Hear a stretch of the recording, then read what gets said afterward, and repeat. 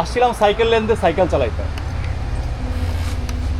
Cycle লেনটা সম্পূর্ণ block. তাই তো দেখতে পাচ্ছি।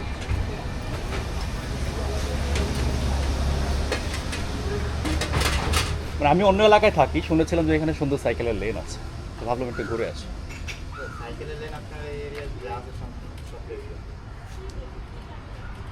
যত দোকান আছে যে ফুটপাতে সম্পূর্ণটা সাইকেল লেনে রাস্তা। হাই রে, দুর্ভাগ্য রে ভাই। সামনের দিকে সাইকেলের লেন ছিল,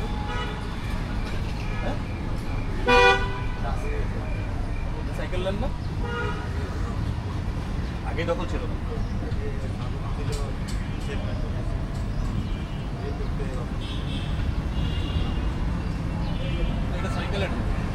একটা রাষ্ট্রের মানুষের নৈতিকতার অধপতন কতটুকু হলে পরে এই দৃশ্য আমরা দেখতে পাই।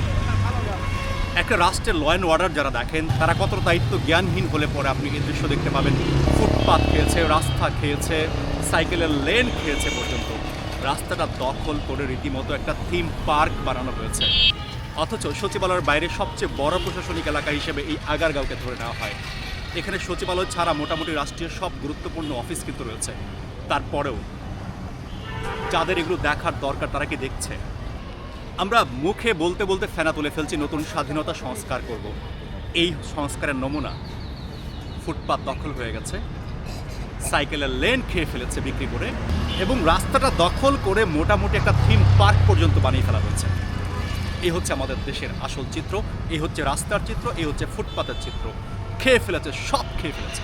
এই খাওয়া দাওয়ার আয়োজন কে থামাবে? প্রশ্ন এখানেই।